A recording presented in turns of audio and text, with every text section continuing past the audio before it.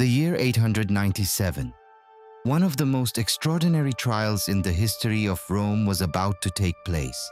The defendant had taken his place inside the courtroom, but he was unable to defend himself because that person had died nearly 9 months earlier. His grave was opened. His body was pulled from beneath the ground. He was dressed once again in papal robes. And a dead pope was placed before living men to be judged. This event went down in history as the Cadaver Synod, also known as the Corpse Synod. But why was a pope put on trial after his death? What political struggles, battles for power, and acts of revenge were hidden behind this dark event? Welcome to Chasing the Truth, where we uncover forgotten events of history and the mysterious traces left behind by the past. Don't forget to like the video, subscribe to the channel, and share your thoughts in the comments. If you are ready, let us uncover together the dark reality behind one of the most disturbing trials in history. The period in which this event took place was one of the most turbulent eras in European history.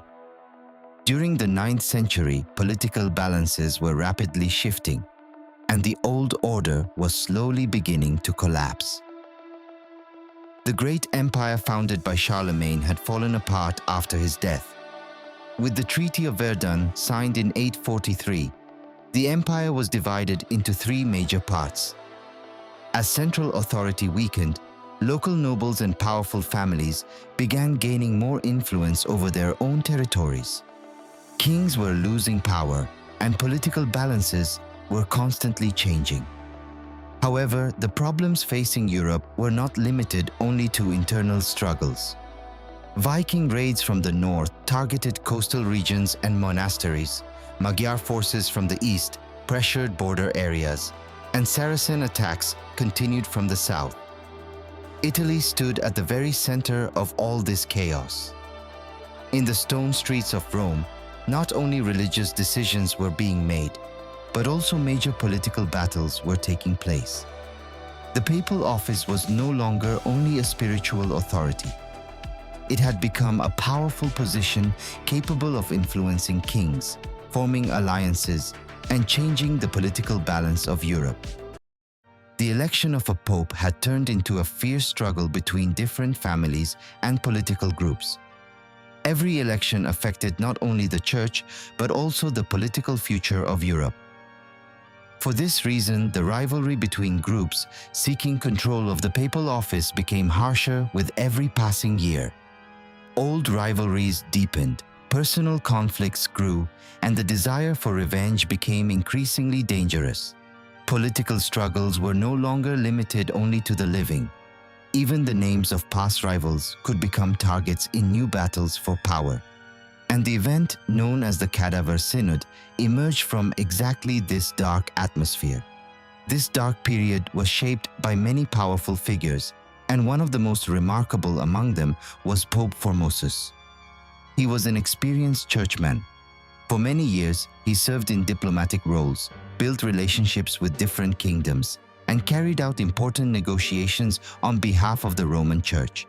When he was elected pope in the year 891, many believed that he would bring stability to the church. However, his rise to the papal throne was not welcomed by everyone. Especially the powerful political groups around Spoleto began to grow increasingly dissatisfied with Formosus and his decisions. Because the papal office was not merely a religious position, it was a great political power that could shape the future of Rome.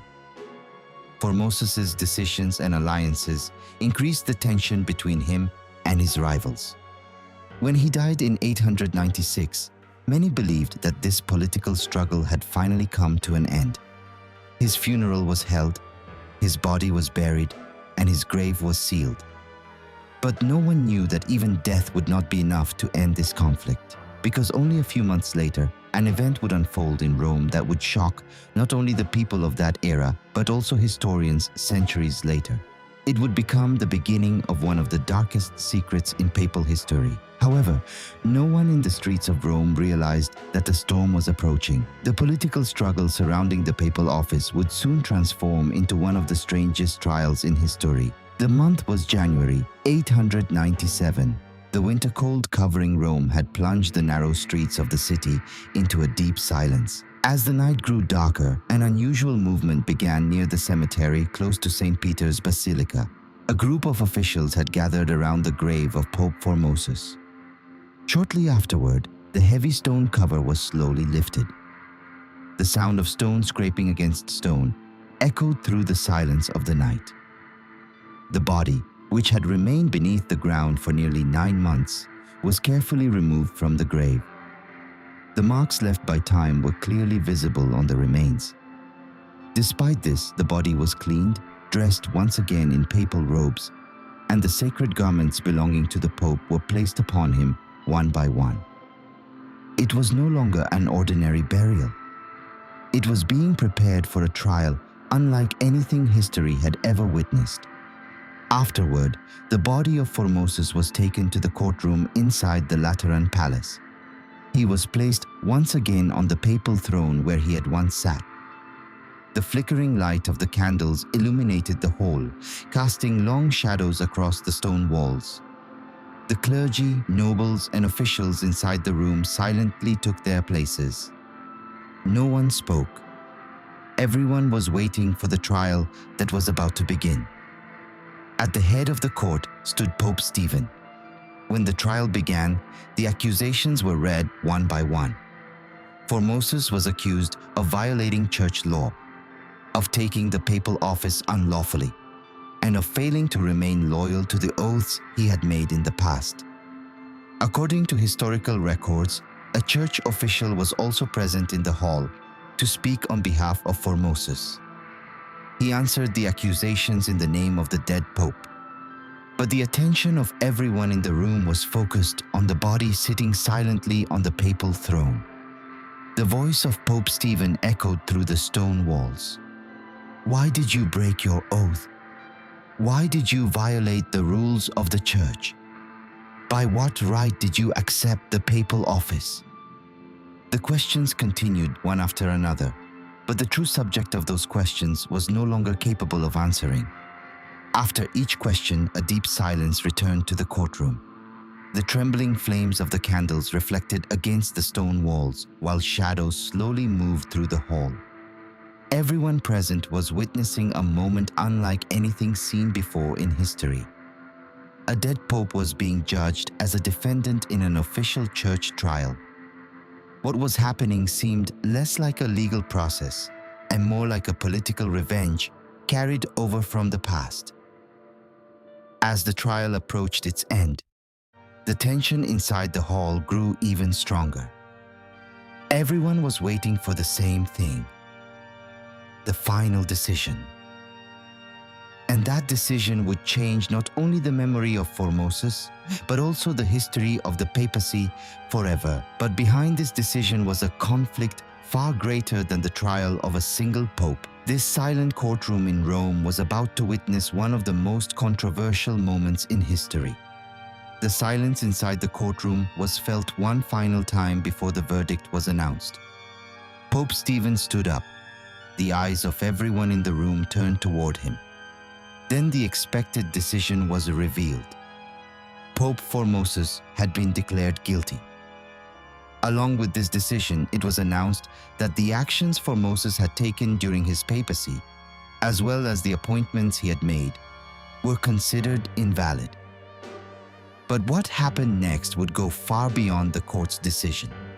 The papal robes were removed from Formosus's body. The garments representing the authority of the papal office were taken away one by one. According to historical accounts, the 3 fingers of his right hand, which had been used during blessings, were cut off. This act was meant to show that his authority as pope had been completely rejected. Afterward, the body was removed from the courtroom. The body that had once been buried with great ceremony was now carried through the streets of Rome toward the Tiber River. When they reached the river, the body of Formosus was thrown into the freezing waters. The dark current of the Tiber slowly carried the corpse away from sight. It seemed that the Cadaver Synod, which had begun by order of Pope Stephen, had finally come to an end. However, what happened was not the final chapter of this strange trial. Soon after, different rumors began spreading throughout Rome. According to some records from the period, the body of Formosus was later found on the banks of the river. It was also said that extraordinary events took place at the location where the body was discovered. However, the historical accuracy of these accounts cannot be confirmed with certainty. Nevertheless, these stories are significant because they reveal the deep impact this event had on the people of Rome. After the Cadaver Synod, the political balance in Rome began to change rapidly. The decisions made by Pope Stephen were increasingly criticized both within the church and among the people. A man who had once appeared to stand at the height of power, Pope Stephen soon found himself alone. He was removed from office. Then he was arrested and sent to prison. Most historical sources state that Pope Stephen was later strangled to death while imprisoned. After his death, the decisions of the Cadaver Synod were reconsidered. The verdict against Formosus was declared invalid. His papal authority was restored, and his reputation was officially returned. The Pope, who had once been removed from his grave and placed on trial, was honored again after death. But what had happened was already written into the pages of history. The Cadaver Synod was not merely the trial of a pope. It became one of the most extraordinary examples in history, showing that political ambition, struggles for power, and the desire for revenge could continue even beyond death. Even centuries later, historians continue to debate this event. Because one difficult question still remains. Was bringing a dead man before a court truly justice? Or was it one of the darkest political revenge acts in history? What do you think about this event? Do you believe the Cadaver Synod was one of the most disturbing trials in human history? Or do you think even darker events have taken place throughout history? Share your thoughts with us in the comments.